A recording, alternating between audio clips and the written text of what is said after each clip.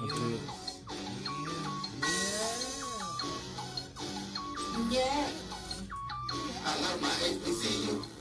And Bron, I love it, love it. I love it, love it. I love my HBCU. And I hope my team they won. I hope my team they won. They said, be careful. Make sure you talking into your mic. Some of the folks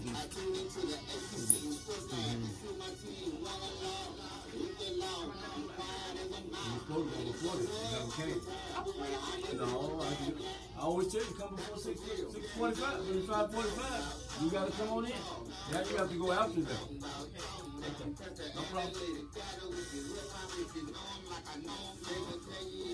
You missed the opportunity. You got to wait for an hour and a half now. Yeah. Hour and 10 minutes or so. Good lesson, good lesson. Good Yeah, lesson. they did learn.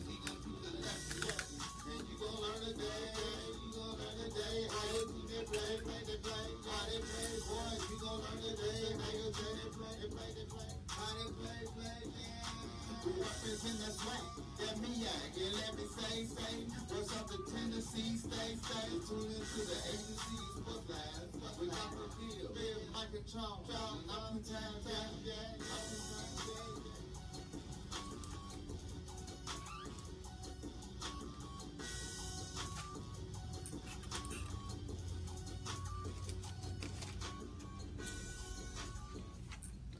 Yes, this is Dr. Cavil inside the HBCU Sports Lab with Mike Washington and Charles Bishop. Ready to go after Prairie View homecoming, and right on time we have Mr. Raymond Holly signing on first on the clock. He must be well rested. It took me a whole day to get back into the business. Yeah, it took me a day too as well. In terms of what's going on. We're getting a little feedback, but we're jumping in there. Enjoyed the food this past weekend. Derek Bones, Fred, I hear you, Fred. Yeah, we glad you got on there. We appreciate you coming through. Cause y'all sure were eating up all the food. I told you I wasn't gonna tell you what a tailgate spot was. That didn't work, Mike. They found it. Man, you can hide your tailgate spot all you want to. Man. Not at Prairie View. They find you. You become legendary status, start things up. You talking about we want to go where the legend is. It's good to hang with the legend. You talking about not so fast. If you build it, they will come. I see. My goodness. Well, I want to say welcome and thanks for joining us for the only weekly sports talk radio show that's dedicated to exploring the sporting HBCU diaspora with this unique HBCU cultural identity, including the teams, the band, coaches, athletic directors, classic and homecoming events, as well as the sport management business practice in the competitive sports industry. So seeks to provide an innovative, progressive, informative dialogue about the week's HBCU sporting events, issue ideas from a fan's perspective. We look at the Southwestern Athletic Conference, better known as the SWAC, the Mid-Eastern Athletic Conference, better known as the MEAC of the NCAA Division I. We also look at the Southern Intercollegiate Athletic Conference, SIAC, and the Central Intercollegiate Athletic Association, the CIAA, of the NCAA Division II. And we dip down to the Gulf Coast Athletic Conference, GCAC, of the NAIA, and independent programs such as Tennessee State, of the OVC. Oh boy, they having some problems. Will they make the top 10 this week? Boy, is that 3, 4, 5 in a row? About 5 in a row. I've stopped counting. And it's getting tough on those guys over there. Even my Tennessee State fans, they used to come on and watch all the time. They didn't got quiet. They worse than Jackson State. I guess Jackson State back. They be valid. What does that And sound? then we gonna give you some good love in terms of the CIAA and the SIAC. This is championship weekend. Yeah. At least divisional championship weekend. It's going to determine who's going to get into the play for a championship. We got old Carl Mays, King Motivator is watching. Oh, what? Carl Swing. Not the King of Swing. Go way back. I have a student of mine, Demetrius Gatewood, as he puts it on here, G. Clef.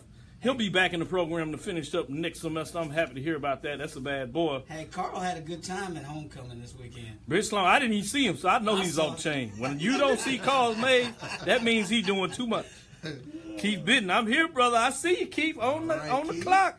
These folks getting in here. That's what I like seeing. Yes, sir. Let's get some lows for that. Let's get in the business and give everybody that is tuning in and watching. Let's give them an update as we do, the weekly HBCU Sports Update. Let's look at some of those students that showed out this past weekend in terms of our updates from the different conferences and some news that may be out there. Well, let's go with it, Charles. Let's jump into breaking news that came out today. Breaking news. Breaking news. Well, news that happened, that came across my news feed today. Breaking news. My news feed. What you got? I got Milton Overton. Yep. Former athletic director of Florida. At FAMU, he gone? Yes, he is now taking over at Kennesaw State. Oh, he shot the goose. Yes. He came out last week and just gave him an update on the stadium. I saw that. That was, And so he was in the weed working with Kennesaw State. I wonder if he's going to do like the current AD. Kennesaw State act like they were going to be an HBCU player out of HBCU. Well, I tell you what. They found him an AD. They found him an AD. Yeah. So. Oh, man, that's tough for FAMU. FAMU back in the hunt. And that's why I tell everybody, I'm going to get this off as you brought this good one. I think we need to be careful. I mean, obviously, you need to push folks. You always want better. But sometimes I think we don't understand when you have something solid and it takes time to build stuff. And we so used to wanting to get things our way, which is not always the best way. Because if it was the best way, many of our programs wouldn't be in the shape they are. Right. So it's not that I'm saying that people's heart ain't in the right place, but if you're not studying for this stuff, training to understand this stuff, and really work at this, you need to be careful how fast that you're ready to ask folks to move on.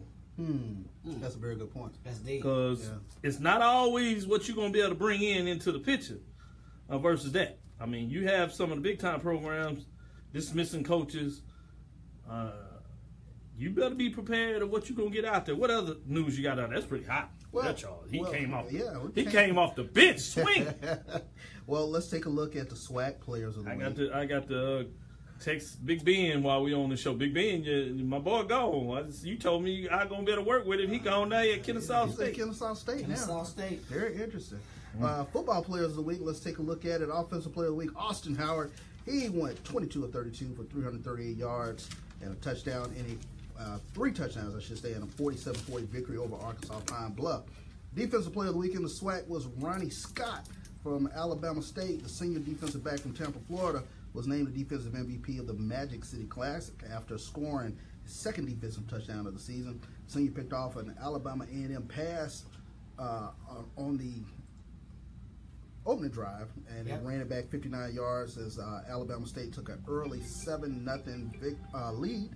And he also had a pass breakup before leaving the game in the third, and Alabama State's 21-16 victory over Alabama A&M in the Magic City Classic. Yes, that was a big one. Went down to the last 2 or 3 minutes. So Absolutely. SWAC players of the week, offensive and defense. This is getting old. This is getting old. If you're not a Grambling fan. Yeah, that's true. Not so I know fast. Grambling tunes in to hear all their guys every week. Well, it's becoming automatic. Yeah, I both know. on the Big Ben Award and SWAC. I mean, they just dominate everything. But I would say not so fast on that. A couple of honorable mentions that Okay. were not in the feed. Nico Hollins, 3 TDs on 130 yards Go passing. ahead, Nico. Kadero Hodge, 5 of 76 with 2 TDs receiving. So you got to give those guys some props. And then newcomer Anthony Stubbs from where? Prairie View. The Hill, a.k.a. yes.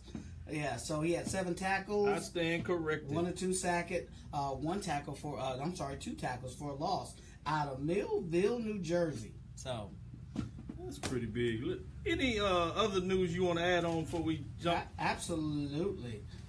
Without question, first, I want to back and start at the National Football League. Tariq Cohen, a.k.a. little running back, little big man, as Kevin Hart would say, long body, big face, whatever, from North Carolina A&T. Had 1 TD this weekend, and then Isaiah Crowell went 11 for 64 with a TD. And Isaiah Crowell, for you fantasy fans, is a top pick. He is on my fantasy team and earned me some points. All HBCU Is that why he a products. top pick? Oh, yeah. Absolutely. I see. Mike is in the business. What else you got there, And Charles? before we go any further, let me show the volleyball. Oh, yes. Volleyball Give the women some love. Yeah, Alabama State, they topped Alcorn this past week, 3-0. And that game was played in Lorman. Alabama A&M, they went up on Mississippi Valley 3-1. So Prairie View topped Southern 3-1. And you also had Grambling knocking off Texas Southern 3-1. One more point also. Alabama A&M head coach James Spady supported his players after, I believe, 7 or 8 kneeled during the national anthem in support of them. So I thought that was big. When Yeah, asked why, he said, I have an 18-year-old, and I have to have those conversations that many of us as African-American men have to have with our sons about what to do. He put it on the table. He said, I got a son. He put it on record. So, yes. He I thought put that it was on big. his family, too. He said, look, I got a son. Exactly. Basically, he said, I got a boy. It's real for me. I got to have a conversation. I thought that was good. He brought it home. So, yeah, it's good for him. Magic City Class didn't quite work out in his favor. Nope. That was an interesting game. I was thinking Bulldogs find a way to get it, but I guess the interim coach of Alabama State making a statement. He said he wants that job. Yeah. What do y'all think about some of the matchups? Any matchups stand out this weekend? You gave us some players of the week that stood out, but what is about some of the matchups before we jump into some of these huge matchups this weekend? Give us a recap of what's going on. Anything stand up to y'all guys? Yeah, I thought since we talked about it, the Magic City Classic. Yeah, I think if you looked at the tail of the tape, Alabama A&U basically won versus the majority of the tail of the tape of the statistics, with two exceptions. Number one, 2 turnovers. Gotcha. The other one, What's that? Alabama State third down efficiency greater than 50%. Nice. Alabama A&M University less than 25%. They were like 3 of a million. Yeah, getting it done when it counts and not so getting they're getting it done when it counts. So even though I like Alabama A&M, that's Mike going into them numbers, man. Yeah. He's gonna find a way to get into those numbers. Well, with that, let's talk about what were some games that you really jumped on there, Charles. Benedict knocked off Albany State. Yes. That was a nice one. I was That was wondering if good. you're gonna touch that. was good. And it sets up. Yes. It sets up a huge matchup this weekend. From the standpoint that, well, actually, I take that back. Benedict has already lost to Fort Valley State, so it actually renders the classic between Albany State and Fort Valley State meaningless other than for the fans. Don't tell the fans that. Right. They want that game. Sure. But Fort Valley State has locked it up. They'll be heading to the SIAC from the east. Yes. That's not so fast, my friends, on the west side of the SIAC. You got in-state rivalry between 2 private schools, Miles College, Tuskegee College. That's going to be and a fun one. this game for the last couple of years, last year kind of not quite so much, but before that, you had about 3 or 4 years where Miles jumped in there and got this victory. Other than Tuskegee still got playoff bids, but this year it's a significant game for both in regards to obviously to get a shot at the conference championship, and in a lot of ways for Tuskegee a bid at the playoffs. I think they need this game to make sure they put themselves in good position to get that playoff bid. What do you say, guys? I don't know. That they've been in this position before and kind of let us down. Yeah, you're right. So are they up for the moment? I mean, I think they started rolling out some victories, and they started the season slow. Yeah. So I think absolutely, Mike. I have some questions about these Golden Tigers out there. So are they going to be ready? What do you say, Charles? I don't know if they're the same Golden Tiger team. So I think Miles has a very good shot this weekend knocking off Tuskegee. Tuskegee has, we talked about teams that kind of disappointed us a little bit this year. Absolutely. Tuskegee is definitely on that short list of teams that I've been kind of wary of, but Tennessee State definitely. Yeah, I don't know what's happening. Tuskegee, build your hope up, and at the end of the season, you're like, what happened? Yeah, it's no answer for Tennessee State in terms of how much they're really letting folks down in a lot of ways. They're just not getting in the mix, not getting it done. So it's a question on there. But let's jump over. We talked about what's going on in the SIAC and getting prepared for a championship game in 2 weeks. Obviously, as we said, Benedict, kudos to them, making a statement, big win. But it really set it up for Fort Valley State that's going to be returning for a championship game appearance. And they'll be playing either Miles or Tuskegee, so it should be an excellent matchup there. But you go to the CIAA. Very interesting. Very interesting matchups. Very interesting. Obviously, let's start with one that people probably wasn't thinking about earlier this year, which is the Southern Division, which is the game that features Winston-Salem State and Fayetteville State. That's the winner-take-all matchup. Wow. So Winston-Salem State, to their credit, they found their way in the mid after they took a dip. But Fayetteville State is surprising everybody, and they're getting it done in the midst. The Broncos there says, we want to play for a championship in the CIAA.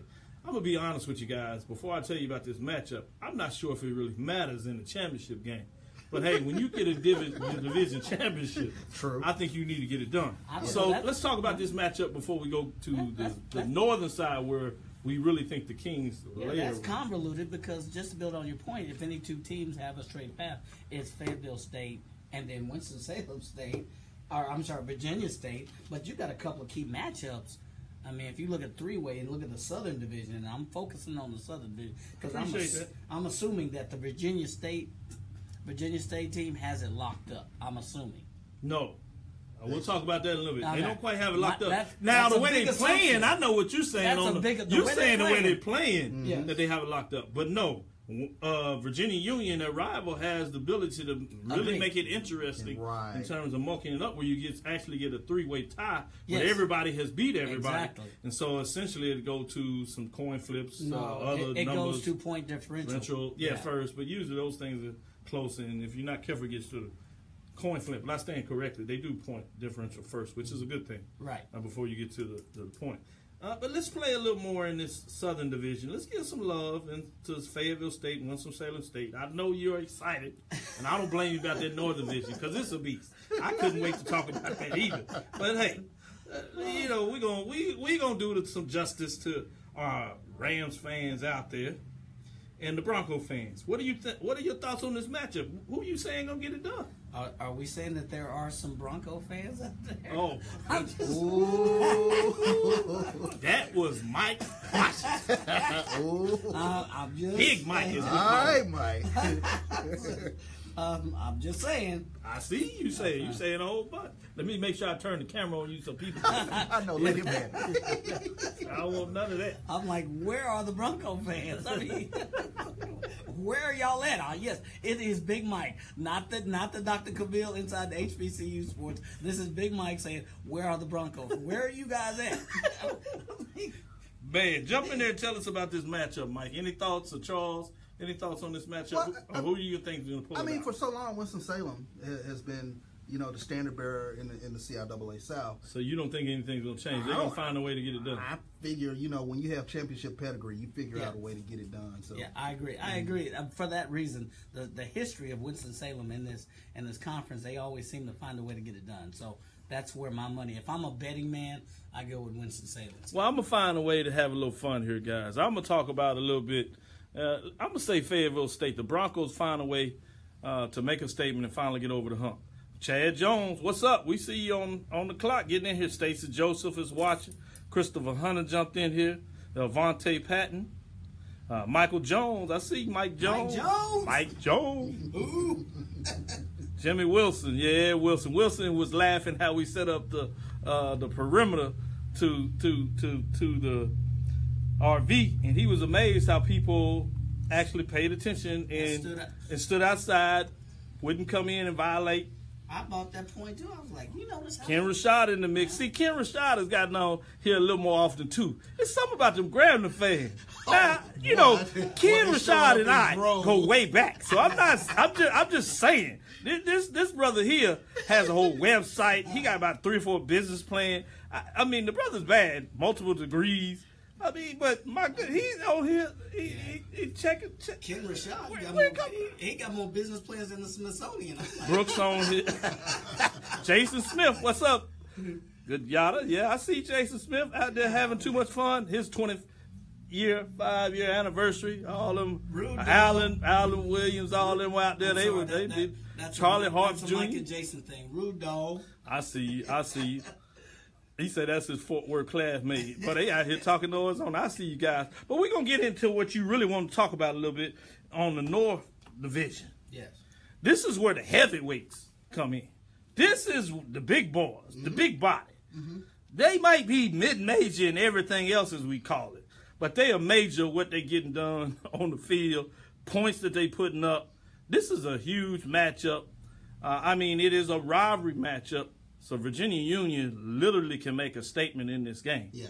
And it gets real interesting. I think Bowie State essentially has a playoff bid locked up. I think so, too. Yes, sir. Virginia State has a playoff bid locked up. But Virginia State does not have the bid to the championship for the CIAA locked up. They have to win this game. If they don't, it's a 3-way tie. Yes. Reggie Floyd, what's up? I see you out there. He talking about what's up, fellas. He giving us some love. Appreciate you. Them Jaguars, he must on here picking on. He talking about he waiting for the Panther. He wants a Panther meeting. Well, let me talk about Bowie State has had a few lopsided victories over the years, so you could argue that they're scheduled. I mean, they just beat Lincoln, 86 to 14. Yeah. That's a basketball lopsided score, much less in football. They're still in the, I guess, the Division II landscape, and they're somewhere, I think, like 16, 17, and then Virginia State's number 16. They still have a chance, but I think their chances of a championship are slim to none, personally. How big Of a conference championship? So you pulling the Panthers with the upset? Yes. Whoa. That's a Mike. See, you didn't catch that. You got to start catching these things. Well, you know what? I mean, I'm sitting here thinking, how big is that Virginia State win over Bowie? That Virginia State win was big. It's huge. That was huge, and we're looking at Bowie State. They're going Archie Cooley on team, so 86 points and whatnot. 86, I mean, and that wasn't the only team. Archie Cooley. See, if y'all not HBCU fans out there, y'all didn't catch that. You might need to educate them on that one, Charlie. That's pretty good. I mean, Coach Cooley, he put some points up on Yes, it. But I mean, I think Virginia State, Virginia Union, this matchup this weekend, that's huge. Yes. But I love Virginia State's running game with Trent Canning. Yes. They can always, when you have a serious running game, you're a championship caliber team. So all those teams that can bust you up come November around this time of year, my money is on them. Yeah. All right, so you going with Virginia State or Virginia Union? I'm going Virginia State. It sounds like you Virginia going State. with those Trojans. Yeah, I'm going with Trojans on this. I like Virginia State. I think that's a good call. I'm not mad at you. And I think Carl jumped in here, and Carl, you know you're gonna be on the mic, so make sure you have the information, and we'll go with our Big Ben helmet stickers a little later in the show. But just for the record, the Big Ben Awards, Ben L. Cavil Senior HBCU Football Awards, is Wednesday, November the 29th. Wednesday, November the 29th, at about Sheraton, Houston, by the Galleria. So we're switching venues. We're taking it up a notch. So you can get your tickets. You can go to the website, thg-agency.com, thg-agency.com, and get your tickets. This is a great event. We talk about those events as we get going. So those are some things as we get into it. We're finna go to the line with Coach Simmons. Before we do that, any Bowie's gonna get it done? They don't have anything to worry about. They're winning this weekend. Yeah, no, I think Bowie. Yeah. All right, so let's jump on the line and see if we can get Coach Willie Simmons. Coach, before we get you on the line, I know you tired from a long weekend, but you could have came by the RV. Yeah, we had some barbecue. I know the family was there. I ain't even seen the family before. I told them. See, now you making me feel bad. I think you're mad at me, Coach. I was asleep by 10 o'clock p.m., man. I was tired, man. That weather was dang on the Florida boy, man. It was some weather. You can tell with the folk, man, we was out there. And our RV, we need to get a discount on our RV. We had no heater gas in the RV. So I thought I was camping it for real. I just don't understand, Coach. But let's get into numbers. Enough talking about us having too much fun. As you see, I'm still recovering in a lot of ways as we get hope you're having some fun. But talk about that matchup a little bit, if you would, Coach. Willie Simmons of Prairie View A&M University defeated Macomb during homecoming weekend, so all the fans were obviously happy. Talking about beating up on Macomb, boy, I tell you, everybody seemed to even celebrate a little harder. That's a challenge thing. You got to watch that, Coach. You got folks having a lot of fun out there. But what did you see in that matchup? Well, again, homecoming was a great spectacle for us. A lot of fans. Always great to see all of the Panther fans coming back and supporting, not only the athletic program, but their university. So, again, was able to go out and give them a good homecoming present, by winning the game versus Macomb, and, jumped out to an early lead, 34-0 lead. And Coach Livingston and I met at halftime and made a decision to shorten the second half to 10-minute quarters.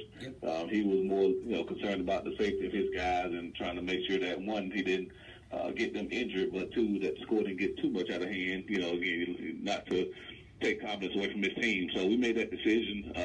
At halftime, I turned over play calling duties to Coach Jackson, allowed him to call some plays the third quarter, and Coach Black actually called some the fourth quarter. And How did Coach Jackson grade out? That's what we want. Well, we scored 3 points the second half, so we got some work to do. Oh, wow. He cut loose. Shots fired. Yeah, he sound like Mike in here. Wow. You called it. Yeah. What's to his defense, we took the starters out. That's great. Nico came out at quarterback, and offensive line wise, we took out the Corbin, starting center, left tackle, Cadero, and Darius. Those star receivers, sat out. So, he was playing with a half deck. But again, the biggest thing for those guys, the young guys, and we talked to them about it yesterday at our team meeting, was that when you get that opportunity, you have to make sure that you're ready. And I think Saturday was a rude awakening to a lot of those young guys who all season have probably been back of their mind saying, well, I'm good enough to be playing. I should be playing. I should be getting snaps. And then you get in a real life game, and you're not necessarily ready. So I think it was a learning lesson for those guys because, again, they are the future of our program. Mm-hmm. But it's a lesson for them to always prepare as if you're a starter and not necessarily say, okay, well, when my opportunity comes, when my time comes to start, then I'll crank it up a notch. So great life lesson for our young players that got in the game. But again, it was good to get a win, and that's a tough week. Again, you sandwich that game between the bye week and then a huge game against Southern. And obviously, it's a tall task for us as coaches to make sure that the guys stay locked in with all the homecoming festivities that were taking place. So, happy to get the game in the books and get a win in. And now we can focus back on conference play as we get ready to take on a very tough Southern team this week. Certainly, which the coach and I could respect the framework where you're talking about focusing in terms of getting things done right. I take that attitude to the classroom, and it's amazing a lot of times when you're trying to inspire young people or certainly trying to teach, coach. One of the focus things that you talk about in a lot of ways is understanding that oftentimes, most of the times, your opportunities will come. Mm-hmm. Question is, will you be prepared for them? So excellent part of teaching as you're coaching. So I certainly appreciate that. But let's get back into some football there and let Charles follow up with a question. Coach, I want to ask a little bit about this Southern team. They're starting to kind of peak at the right time. They're really starting to get that rushing game off the ground with Herb Edwards and Devon Bent. Talk a little bit about this Southern offense that you're about to take on. Well, I think a lot of that's a direct testament to the fact that Austin Howard just came back healthy. Yeah. Early in the year he was banged up, and of course, we saw last year when Trey went down how tough it is to manufacture offense when you're a starting quarterback. For them, a guy that's been the starter for this duration of his career, is limited with an injury. So the fact that he's back healthy, I heard on the conference call Coach Odom say that he's about 97%. Which again for them bodes well. For us, will pose some problems. But I think that's a direct, correlation between their success the last few weeks, especially in the run game, because now teams now have to focus on the passing game a little bit more. I truly believe he's probably the best pocket passer, just natural passer that we have in our conference. Mm-hmm. And so as a defense, you have to definitely be aware of what they can do in the passing game, and then of course open things up in the run game. So they'll pose some challenges for us. Every year we played them, it's been a high-scoring affair. And but I believe that Coach Street and our defensive staff and players will be up for the challenge. And we've had 2 great days of preparation so far, and we need to put another couple together before we head to Baton Rouge. But I'll be interested to see how we show up and play against a team, like you said, that's kind of peaking at the right time. Mm-hmm. Certainly, Mike, why don't you jump in and follow up with a question? Yeah, Coach, on the defensive side, of course, Anthony Stubbs had a big game. So going into Southern, obviously a dynamic offense with Austin Howard at what'd you say, 97, 98%. What were your takeaways from him playing and the defensive play here that you bring going into Southern? Well, again, I think Anthony Stubbs, like you said, continues to play at a high level. Ever since he earned a starting nod once Stephen Guillory went down with injury, he's taken it and run with it. He's leading the team in tackles. He's tied for second on the team in sacks, and all over the field. So he'll definitely need to be at his best this weekend. Again, they are a dynamic attack offensively. They do a lot of run-pass options where they're going to put stress on the Mike linebacker, which is the position he plays, to ask him to play run as well as play pass, and the quarterback will try to make a decision based on what he chooses to do. So he has to be very good with his eyes and not allow Austin Howard to play him with his eyes. So there's going to be a game within the game of the quarterback in the matchup with the Mike linebacker. But they're a team that wants to establish the run, and it's going to be critical for our front 4, James Harper, Devon Reed, Keem Barton, Cliff Mouton, and those guys to create a new line of scrimmage and then allow Anthony Stubbs and Jalen Williams to continue to play at the level they played, because they are our 2 leading tacklers this season. Certainly, Charles, you want to follow up with a question? Coach, you mentioned earlier this season about playing in that big game environment when you played Grambling earlier in the Cotton Bowl. You're going back into that same environment, going to Baton Rouge this weekend. Talk about, I guess, the guys mentally, their preparation in terms of playing Southern this weekend. Well, again, hopefully, being that we've gone on the road to play at Nichols, which was a tough environment. We've gone into the Cotton Bowl to play there and went to Alcorn for their homecoming. So hopefully those three experiences will have our guys, not to say relaxed, but not intimidated by the environment. Again, Baton Rouge is always a very tough place to play, one of the toughest places in all of, black college football to play down in Baton Rouge. And so, but for our guys, it's about our preparation more than anything else. I think if we prepare in a manner where we focus on the little things that we need to do and not worry about the outside noise, and being on the road is one of those things. A hospital proud environment is another one of those things. If we just focus on what we can do, then I don't think it will be a problem for us. So with the senior team that we have, hopefully, after these three big games that we've had on the road, we'll be able to go into Baton Rouge relaxed and poised and be able to play a solid football game. Certainly. I think Mike wants to get in here for another question. Yeah, Coach, just to build on that, you said, it's your thoughts that the team would be poised to move in, but keeping in mind Grambling, keeping in mind even last year when I believe their player, Aaron Tiller, I believe, had a number of sacks against us. What do you do specifically to prepare this team's psyche to get ready to go into basically enemy territory, similar to the Grambling game, to get them ready? I mean, I know it's one thing to say that they've been through the battles and they should be poised, but is there anything specific that you do to get them ready from a psyche standpoint to get them ready to go against this tough Southern team? Well, one thing we always talk to our guys about on Mondays is getting to know our opponent and, know who Aaron Tiller is and what he plays. Know who Danny Johnson is. He's a cornerback, one of the best cornerbacks in the country. Offensively, understanding what the quarterback likes to do, knowing what they love to do out of multiple formations and alignments. I think that's when you focus on that and when you engulf yourself during the week of truly knowing and understanding your opponent, that takes and alleviates a lot of the pressure off of it, because you now understand that I go into the game, not say relaxed, but I go into the game confident because I know what I'm doing and because I know who I'm going up against. And I always relate to, when I talk to our team, I always relate it to boxing. I'm a boxing fan, and two fighters will train for months and months and months to get to know their opponent, different sparring sessions and all those things. And then one of them has to typically go into a hostile environment.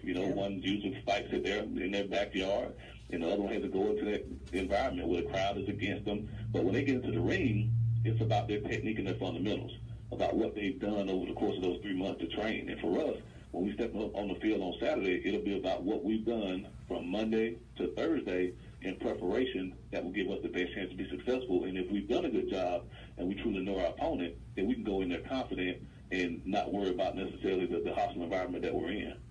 See, Mike has been gone for 2 weeks, so I think he's forgot the rules. The last question is for me to talk about going into the game and going inside the coach's locker room. I think he just asked that question, so I'm not going to restate it. But, Coach, is there anything that we didn't ask you that you'd like to share? No, I'm trying to figure out whose show it is.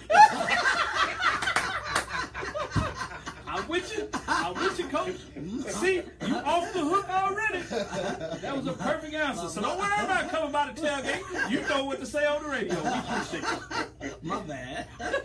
With that, Coach, safe travels. And as we always say about this time, go Panthers. Find a way to bring back the victory. Yes, sir. Thank you, guys. Talk to you next week. All right, thank you. Yeah, see? Welcome back to the Mike Washington Show. All righty, yeah, guys. Since Mike is rolling, go ahead, Mike. Where are we going next? I digress.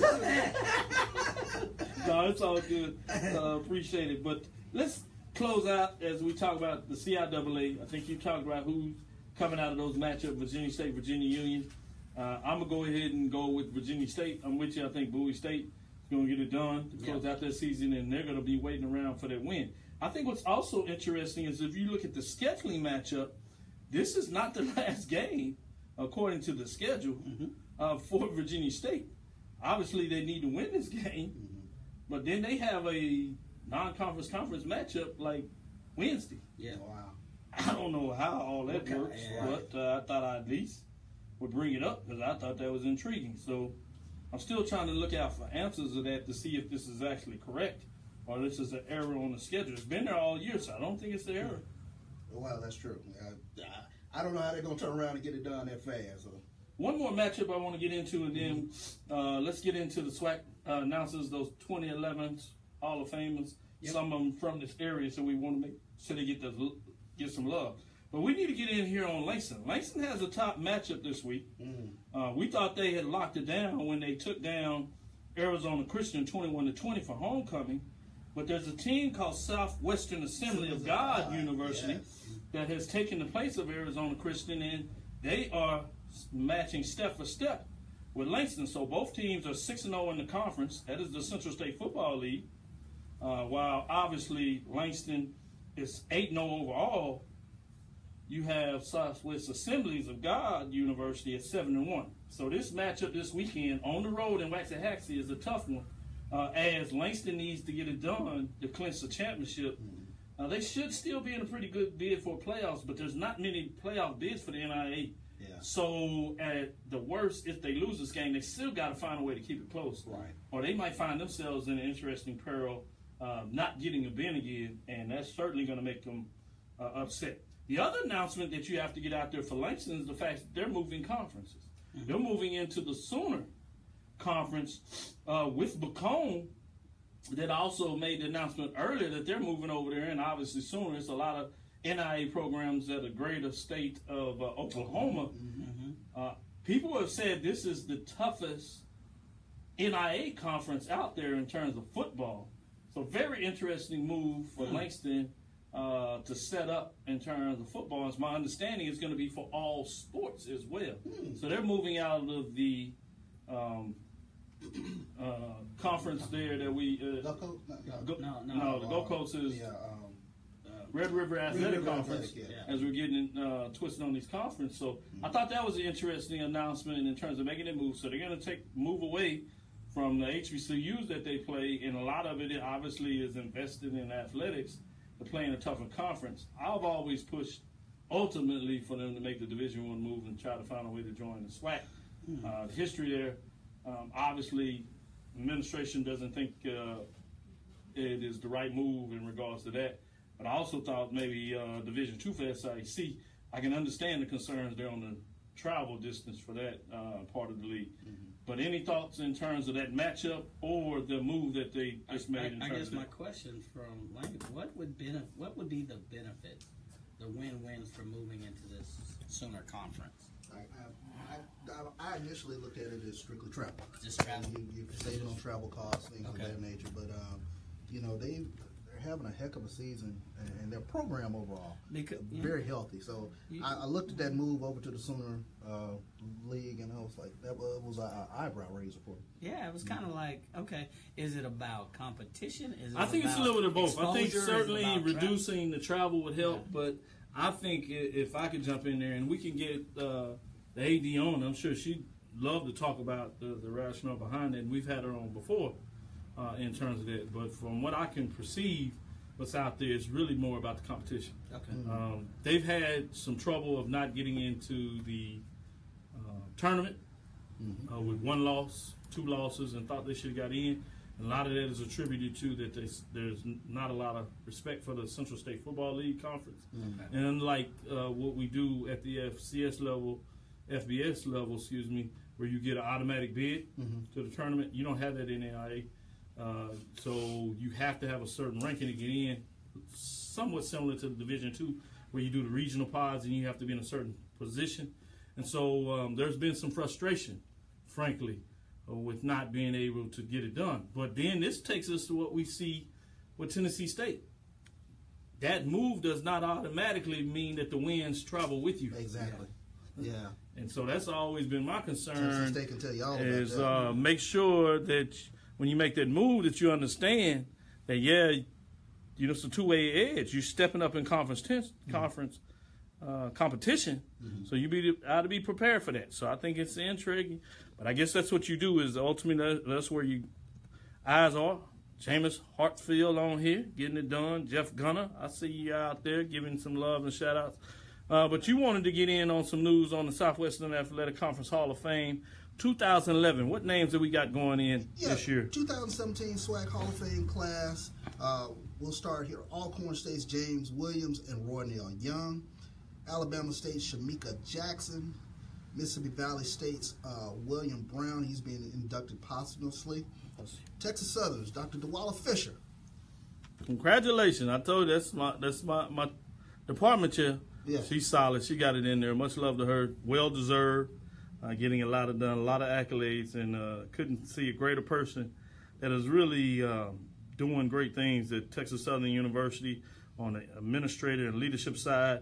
And she has the opportunity to do it on both sides. She does it with what she does in athletics as assistant athletic director, senior women's administrator, and she does it on the academic side as a department chair for the Department of Health and Kinesiology. This department has grown tremendously for the university.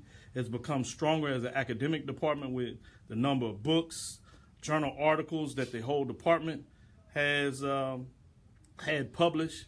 Also, to her credit is the fact that we've grown the majors, degrees, added new degrees, sport management, the masters of sports studies and sports leadership.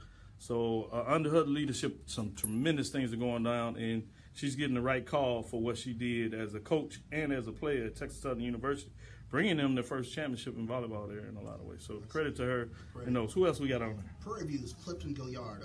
Well, you know a lot of history there. I'll let Mike tie into the history of Git in terms of what he got done. Legendary coach. Legendary coach, played under Coach Billy Nix as well. So you got good legendary when you played under a coach and then you become a legend yourself. That doesn't always happen. Kim Washington out there, Will Cox, I see you. Appreciate the love, sister. 3-year letterman, so honors, halfback. I mean, he was on the track and field team as well. My parents, who have a rich history in PV, shared his name with me, and I didn't know all the details of him, but his name is one. When you speak of Prairie View legends, his name tends to come up over and over, along with Billy Nix as well. So well-deserved honor. So we have Coach Mike Haywood on the line, so we're going to move over and hold on to the Big Band Awards, and we'll talk about that right after we finish our interview with Coach Mike Haywood. Good evening, sir. How you doing? I'm doing great. I'm sitting up here waiting for this baseball game to come on. I don't blame you. Get on in here for this interview. I'm excited about it. Looks like Houston is trying to bring back a championship. You think they're going to get it done, Coach? I think they got a great chance today because those bats are live, and Erland's a great pitcher. Yeah. If he can go seven innings, they got a chance to win. I think that's a very solid, and certainly they want to find a way to get it done. When you got your ace on the bump and you have the bats as hot as they are, you don't want to delay that celebration if they're able to get it done, obviously, any later than you have to. Obviously, we talked about what you had to deal with the beginning of the season as well as everybody in Houston with Hurricane Harvey. So in a lot of ways, this would be a great opportunity for the city to be able to celebrate in a championship. Oh, I agree with you. Let's get into the game. You had to go on the road, hostile territory. It was Grambling, obviously what they're doing, not only the SWAC, but overall HBCU football, and to their credit, FCS in terms of their ranking nationally, tough place, the environment, and you add on to it, it was homecoming. Talk to me about going into that game and what took place during that matchup, and what was your overall thoughts on the matchup? Well, it was a great atmosphere going in there. Coach Fobbs is doing a tremendous job with his student athletes, and they're an experienced football team, a senior-dominated football team, and they just play really sound and fundamental football, and they did a really good job in the game. We went in and some of the bright points on, I think that we played pretty well on first and second down on defense. The first drive of the game, penalties really hurt us. We sent some of those penalties in, and Mr. Harold Mitchell in the office replied back that, as far as that face mask call was made. He just said there wasn't enough evidence where he could see if it was a face mask or wasn't a face mask. And so, and you understand that because we're all human. But at the same time, we had some penalties in that first drive to cause the score. But overall, on first and second down, we played pretty well. Third down, I mean, we were just devastated on third down. They were 6 to 11 on third down for 188 yards. That's over 30-some yards an average. So they really didn't play well. We're going to have to do a better job this week on first, second, and third down. But with that being said, offensively, didn't move the ball well enough on offense, and that's been our hang-up. Don went out with a contusion. We brought older man at quarterback, and he made some true freshman mistakes. He's a true freshman playing quarterback and made some true freshman mistakes. So we're going to end up being down to our third and fourth quarterback this week. Because Austin Sessom is going to be, we're taking off his record, so he'll be available to go. But we're down to two true freshmen going into the game this week. So we're going to definitely have to simplify the game plan so that these young people will have an opportunity to be successful on the field. And then defense had a good stop where Marcantel hit fullback right at the goal line. It was stripped by someone else. We didn't know who stripped because there were 3 other people there. Good. And then Maine, which is Anderson, Ontario Anderson, he recovered it for a touchdown. So, there was some bright points on the defense. But offensively, we got to play a lot better to be able to put ourselves in an opportunity to win. Very intriguing when you talk about this matchup. But before we go forward and moving to going on the road in this next matchup where we want to really get in there in regards to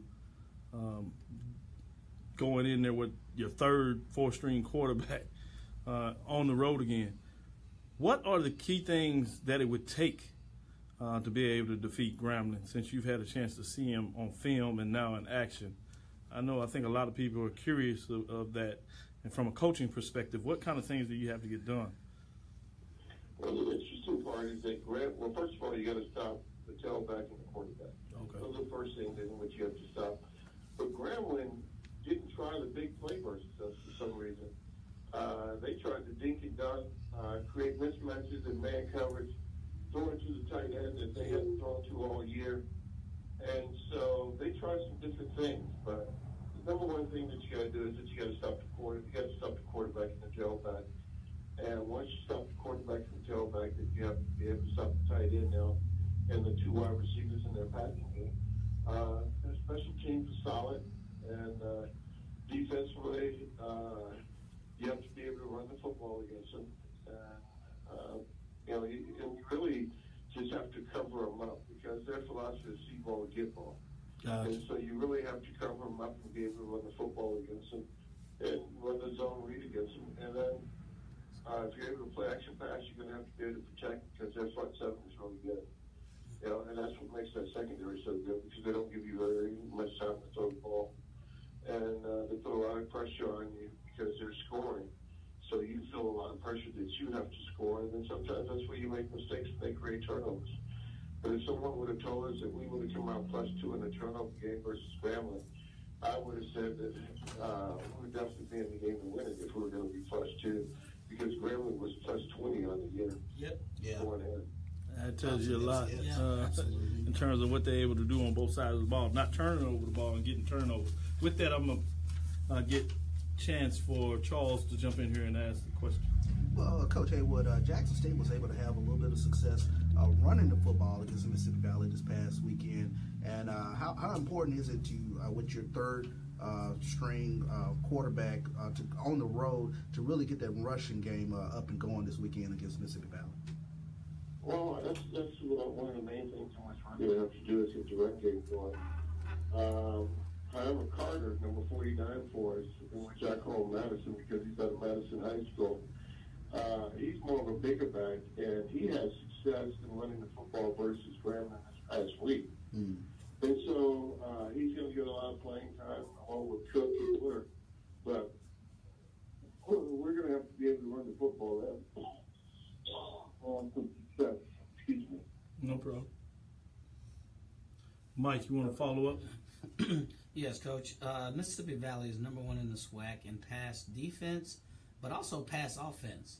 And you mentioned you had some troubles with Grambling with kind of the dink and dunk type passes.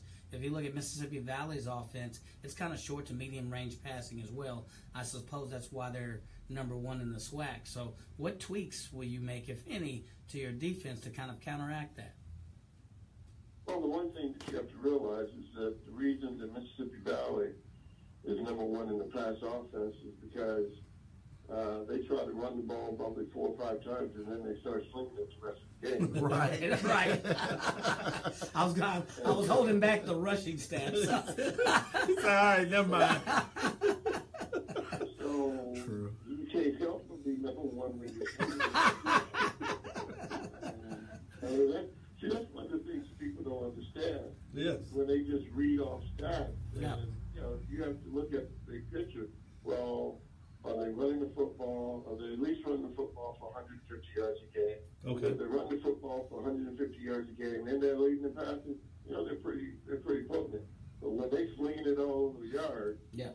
I mean, your stats are going to be high. Yep. Even if you're not scoring, you're going to be able to move the ball a little bit. Well, to your credit, they're also last in rushing offense. Right. So that just goes to show you that they're pass happy. No balance. Yeah, exactly. There's very little balance. But no, we put some new coverages in.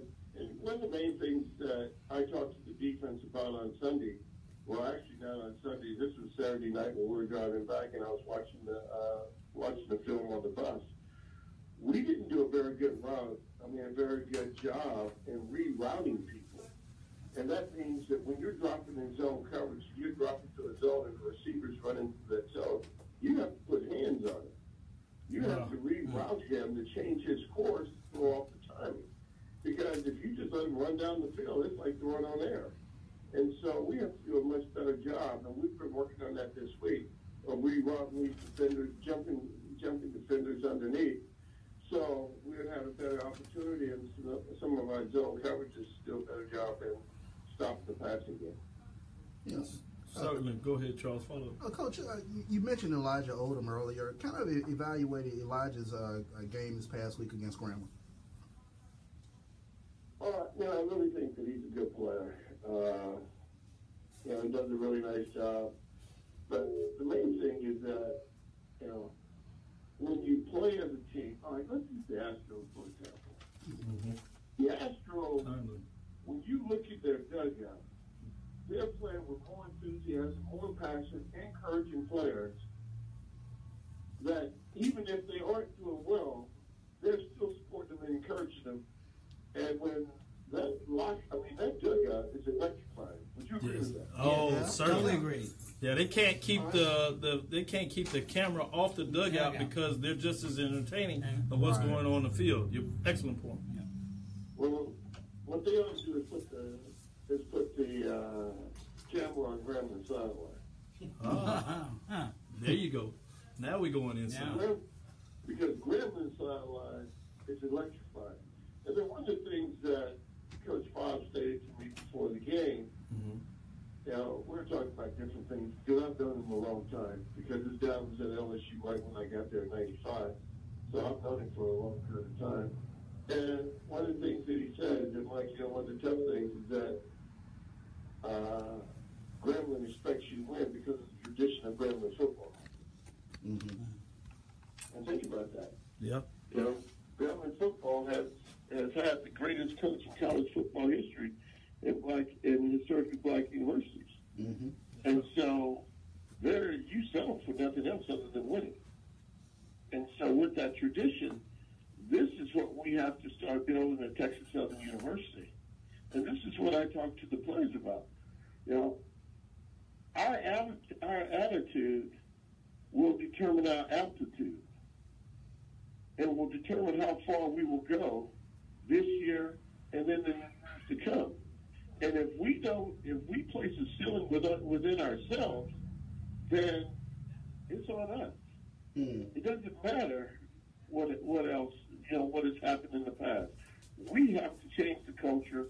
We have to build upon the tradition, and we have to leave. As we leave, as you graduate, you have to leave the tradition of this is a winning football program and we're going to win for the rest of existence here at Texas University, and create a history of winning on a national level. And, you know, that's what I talked to him about. And I said, you know, Grambling has history. We have to build better history at Texas Southern University. You know, we have history, but we have to build it to be better. And so I think it's really important that we keep building upon that, because build upon the tradition and the foundation that's been established. I remember when I was a little kid and used to go to Astrodome and watch Texas Southern University play Grambling. Mm-hmm. I used to remember that as a kid. The only thing, one of the things that stood out in front of me, stood out for me was how Grambling jumped outside on the first play of the game and hit us in the mouth. I used to ask my dad, why did they just jump outside to take that penalty? He said, because he's sending a message. Mm-hmm. You in a football game today. Right. You're going to be in a football game. We're going to be the most physical and most dominant team. Wow. Yeah. Well, we have to now become that person. And, you know, one of the things that we did this week is we put Coach Elias out on the road the entire week going recruiting.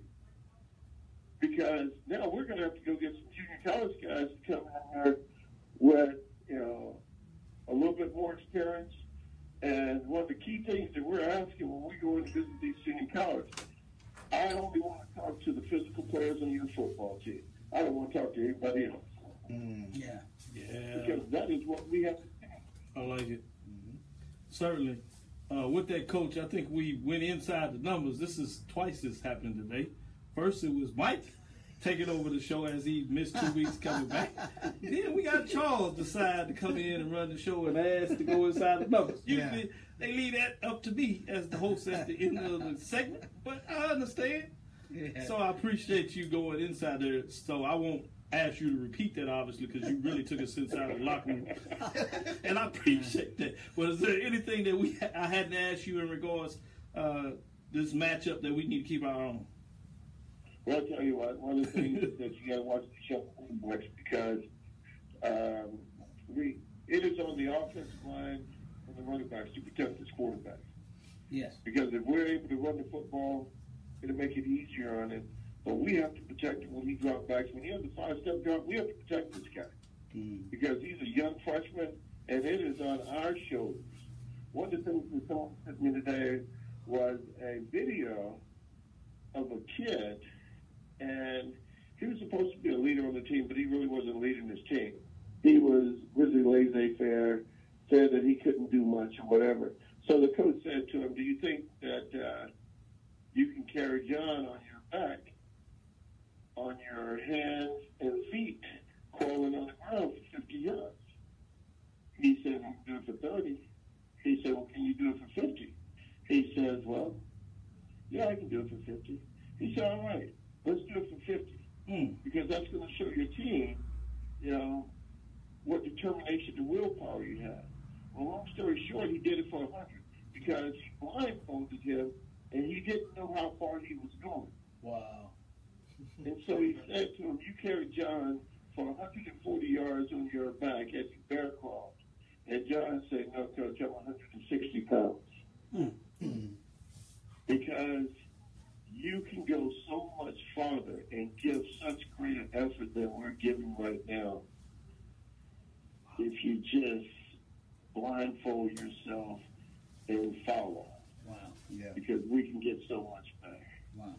Man, he got me all fired up, Coach. Yeah. I'm ready to go through Buster Wall myself right now. With that, Coach, with that, we want to say thank you for coming in. Safe travels as you go down to Mississippi Valley State University, Delta Devils. Ida Bina in there. What do you want to say? Go Tigers. Go Tigers. Go Tigers. Go Tigers and go Astros tonight. Yes, Certainly. yes. Let's get back and get that victory. Go Astros. I like that. Thanks, Coach. So let's jump in here and give us this Big Ben update. The Big Ben Weekly Leather Helmet Award as we talk about those players of the week. Grambling State Tigers quarterback Devontae Kincaid had his best game of the season against the Tigers. He threw for a whopping 347 yards and 3 touchdowns. Kincaid also did not throw an interception in the game. Kincaid shredded Texas Southern's defense all day long. Kincaid also contributed 1 touchdown on the ground. Yep. He played a tremendous game. Shout out to Kevin Granger out there. He talked about it. He saw that game. He said Kincaid looked really good. And Grambling Tigers are a tough football team. This is a basketball player, coach, but certainly he knows talent when he sees it. So I thought that was interesting. He brought that back. Grambling State Tigers tight end Jordan Jones had his best game of the season.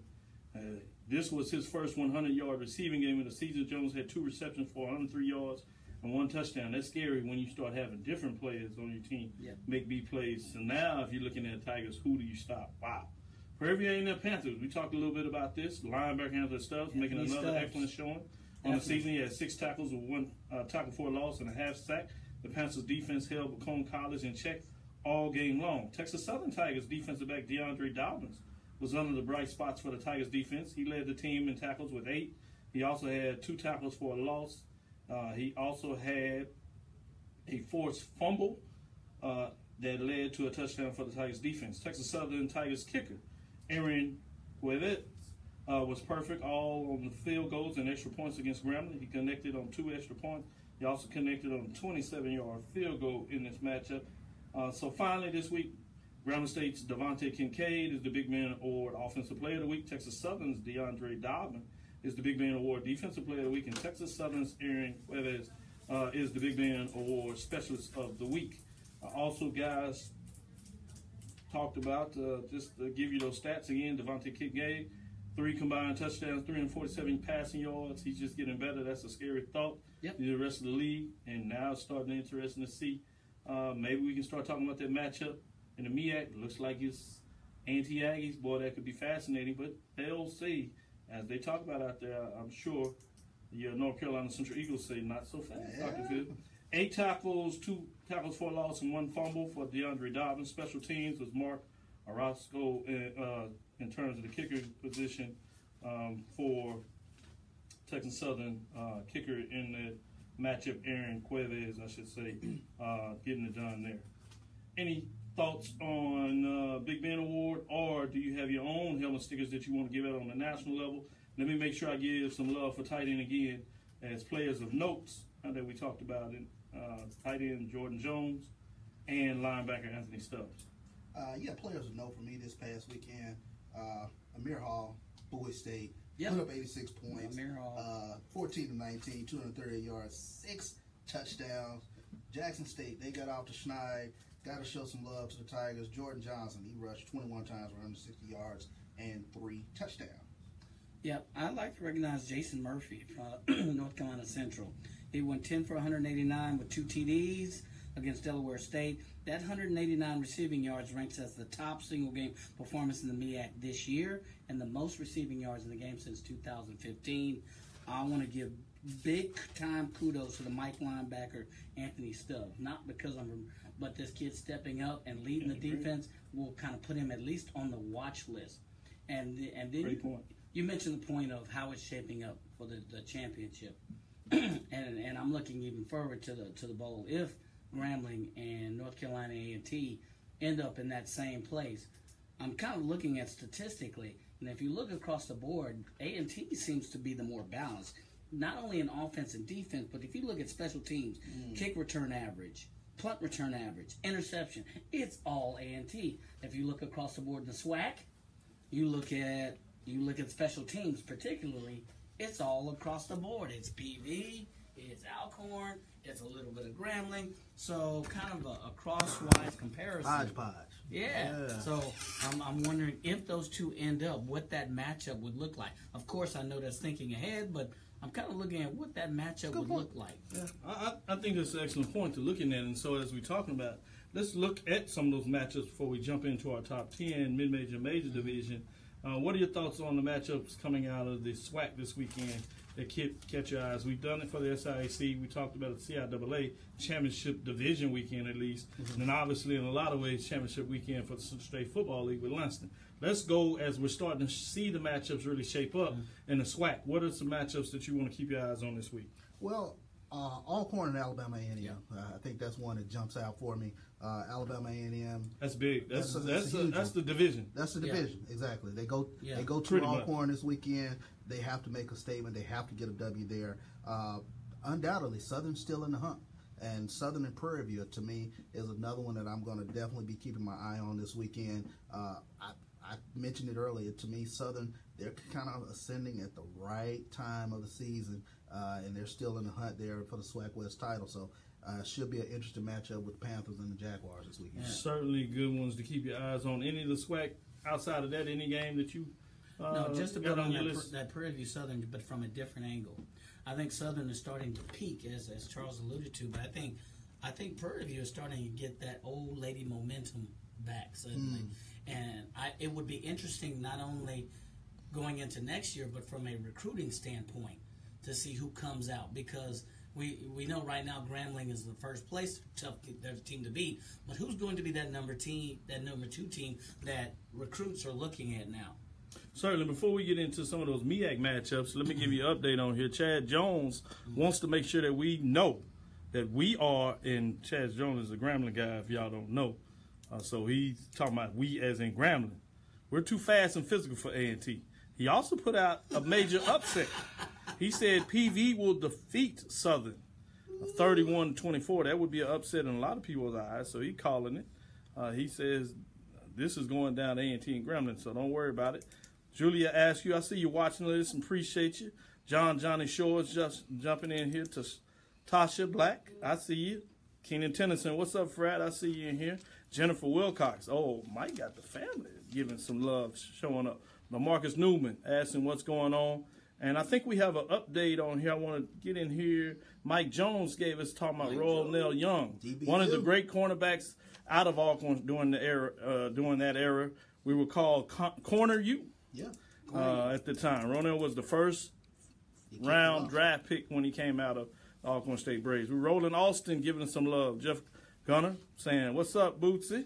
What's going on? Saying he's proud of us. We appreciate you. What's going on, Jeff? So we got a lot of people. Nervek getting us some love in here in terms of what's going on. A lot of people out there. Michelle Richardson. See you this week, Michelle, as I head up to NAS conference. First, I got to go to Norfolk for Hampton University for the Executive Series Leadership Summit up there, and then I'll head from there and fly to Detroit and present some research paper at the North American Society of Sports Sociologists. So my cock will definitely be busy. I see you, Jennifer. I want to give you some shout out. Appreciate the love for the listeners. But let's get back in there. Tonia Cavill's getting up here giving us some love. I see you. Appreciate you. She's a Cavil, not a Cavil. Cavil, I'm sorry, yeah. She's from that side of the family. Yeah. Yeah, Tanya on here getting this. See, you telling too much of the business. But the Big Ben, is Wednesday. It's the Ben L. Cavil Senior HBCU Football Award. Cavil. It's Wednesday, Wednesday the 29th. You see how he flip-flops? Yeah. Y'all have to come to the dinner. Excellent food, great laughs and fun. We celebrate our own HBCU awards that have a connection to the state of Texas. Come out to get your tickets. You can go to thg-agency.com. Again, you'll get the story of why we use Cavil and Cavil. Everybody always laugh when they hear it and bring it back. Actually celebrating HBCU players with the state of Texas, honoring Ben L. Cavil Senior HBCU Football Award. Big Ben will be there. His family will be there to support and to give him love about that. So, again, Wednesday the 29th. Get your tickets as we have that evening celebrating our HBCU stars for the work they've done all season. It'll be at the Sheridan, Houston, obviously near the Galleria. Yes. Now I'm going to give one more helmet sticker, and that's to the Magic City Classic attendance, 61,000. Oh, big point. Good point. Yes, I was wondering about that. He always finds a way to get that attendance in there. Much love for them. They get it done. A lot. Nice one. Oh, this PV Fall 90. I see you. Yeah. DFO TSU 2010. I see you. Yeah. Getting it in. Yes. Bishop is going to stop doubting the Grambling. He says, just stop it right now. You know what? You're probably right. I should stop doubting Grambling because they They have proved me wrong all season. But I'm just saying, Southern descending at the right time. Let's not wish. He got a wish list. I know it's coming up on Christmas time, but we got to go through Thanksgiving today. Halloween for everybody out there. Happy Halloween. And then we got Thanksgiving. I mean, can we go through our seasonal treats? You like the stores out here. Let's get through this top 10. Give me your thoughts. Dropping out this week is Albany State Wildcats, second consecutive loss. Pretty much playing themselves out of a chance of a divisional championship as they fall to 3-2 in the conference race, setting it up, as we said, for Fort Valley State for their return trip. They fall out season overall 5-4. At number 10, Fayetteville State Broncos, 5-4, 4-2. They jump in the mix, not ranked. They set it up for a big matchup this week as they are just one game behind Winston-Salem State there. So whoever wins that game will certainly get it done. At number 9, Fort Valley State Wildcats, 5-3, 5-0, perfect in the conference mark. At number 10, they move up a spot, getting it done. At number 8, Winston-Salem State Rams sitting 6-3, 4-2 at number 9. At number 7, Virginia Union Panthers, 6-3, 5-1. At number 6, Miles Golden Bears, 6-3, 4-1. Let's get in the top 5 of the mid-major. Benedict Tigers, surprising on the season, solid. They well-deserved as they stay in the top 5, 6-2, 4-1 with a big win this week, as we said, over Albany State. Number 4, Tuskegee Golden Tigers, 7-2, 5-0. They said not too fast to put the dirt on them. We're ready to get it done. We'll see as we have a top 10 matchup, 4 versus 6, for the right to play for SIAC championship. At number 3, Bowie State Bulldogs sitting at 8-1, 5-1. They're pulling for the Virginia Union Panthers. They want a 3-way tie so they can say they get a chance at the championship, and they'll see and let the statistics do what they do and see if they can find a way to get into a championship game. Maybe not. We shall see. At number 2, Langston Lions 4, 8-0, 6-0. They're playing for a conference championship this week in the Central State Football League. So it should be interesting to see how that is as they come into Texas, Waxahachie, Texas, to take on Southwest Assembly of God. Number 1, Virginia State Trojans, 6th first place vote, 8-0, 6-0, holding on to that number 1 seed. Certainly play to hold on to that number 1 ranking. Also playing for the Northern Division Championship and the right to go to CIAA championship game. And ultimately, their goal, obviously, is to push up a championship and await their bid to the playoffs. Any thoughts on the top 10 there, guys? Tuskegee, homecoming game matchup against Miles. So I think I have to go with the Golden Lions in that one. Should be a Golden Tigers. Golden Tigers, I should say. I saw Pine Bluff on my own brain, but that should be a good one for Tuskegee. Like I said, homecoming. You got to go with them at home. Certainly, Mike. Any thoughts? Top 10? Yeah, I think Tuskegee to me has the edge over Bowie State. I think Fort Valley should be higher than 9 on that spot. Fort Valley's 5-0 in the conference, 5-3 overall. I think offensive, if you look across the board, they're a little bit more balanced than some of the teams you have above them. So, other than that, Fayetteville State, to me, there's a big question mark, and I'll see how they do against Winston-Salem this week. Let's look at the top 10 matchups for the major division, and then we'll close up after that. Dropping out this week in Norfolk State Spartans sitting at 3-5, 3-2.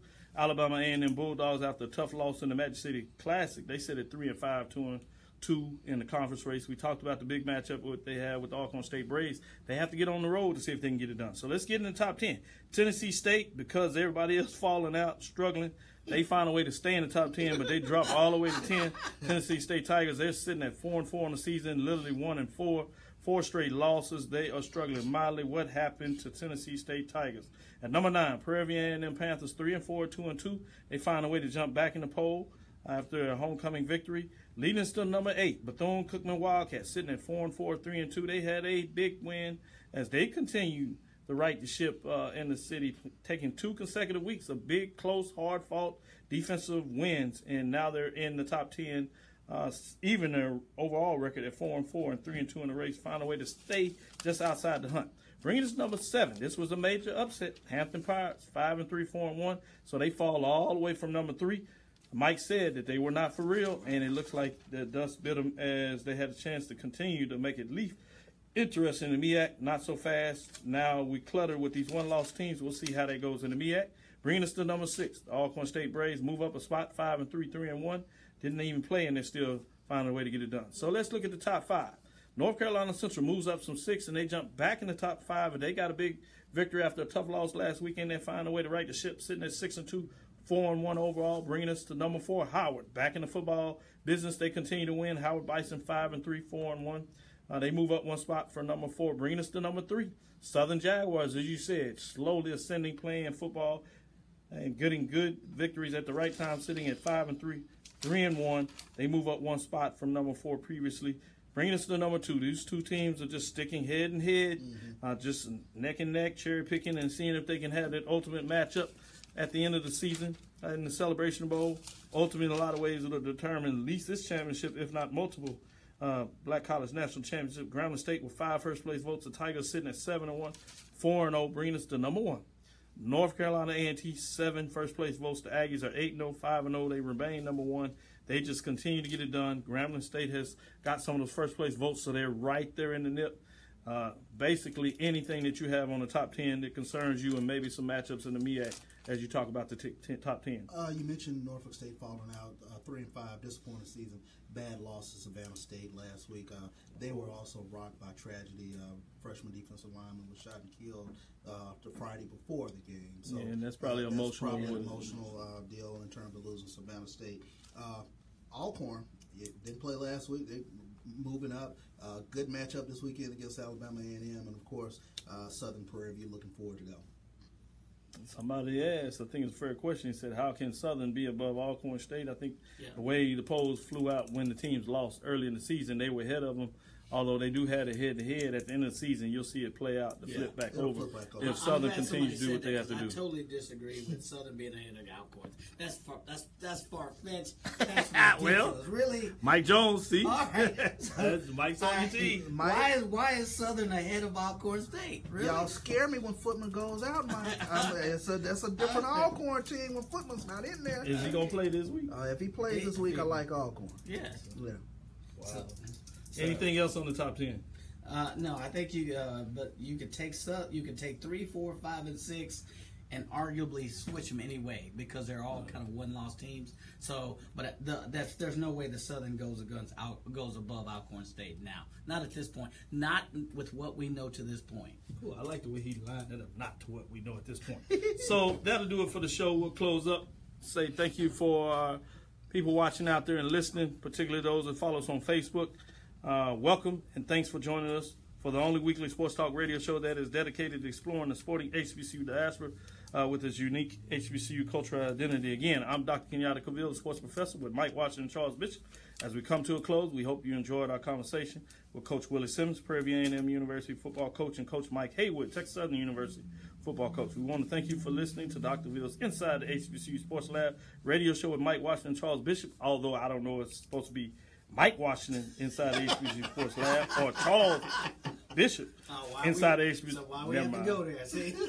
Every Tuesday right here from 5:45 to 7:15 as we get extended week time. after homecoming, see, that's what you get. Right here on KCUH TV 92.9 FM HD2.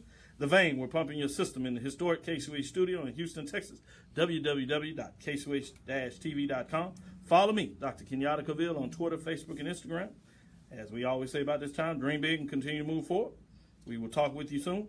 Course lecture dismissed. And we got a question for the three of you. I mean, and you may have already hit this. The game of the week, is it the Florida A&M Howard game or is it the Prairie View Southern game? If you're in the MEAC, you're going to say Howard and FAMU. Yeah. If you're in the Black SWAC, college football, you're going to say Prairie View Southern. And I was going to add this. Oh. According to my top 10, yes, you have to go with Prairie View Southern. You got a top 10 matchup in that FAMU lost to AD, struggling a bit. They did get a big victory last weekend, so they're jumping in there. So I'd have to go. I got to go Southern Prairie View. There's a lot of recruiting. I mean, you're not first place, but you got a lot of recruiting looking at this. Oh, I know. Looking at both games. Yeah. Yes, I know. So out of the 4 teams, which team is the best team out of the 4 teams? According to your poll. According to the poll, the top 10. Howard, you got Prairie View and Southern. Certainly. I think top is easy. A&T and Grambling. No. Out of those 4 teams. Out of those 4, I got to go with Howard. Yeah, I'm gonna go with Howard over Southern. You gotta go with Howard. Really? Over Southern. And Mike Even Jones though in his poll, says Southern has is nothing to above do Howard. with footmen. He said we beat Southern up and down the field. They shouldn't be up there. That's what Mike said. Although in his poll, Southern is above Howard. Out of the four you mentioned, I gotta go with Howard. But he said Howard also. Mike will hold up for all that. It's his poll. He's got Southern ahead of Howard. Well, I would have Alcorn both over Yeah, Howard and Southern I would have too. if we just looked at it like you said at the time. Right. But we got to remember the poll is fluid.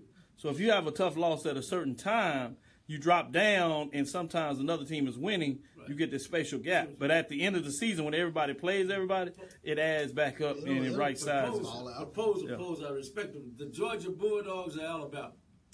That's a good one. I'm gonna go off the yard, and I'm gonna go with Georgia on that matchup. But see, he's gonna stick by. Donna G say Howard's on 5. Yeah. Let's go. Miss Knight, come on around. We need to get Miss Knight in to get this close. And as we say, go Astros, bring home that championship. Astros. So we're getting ready.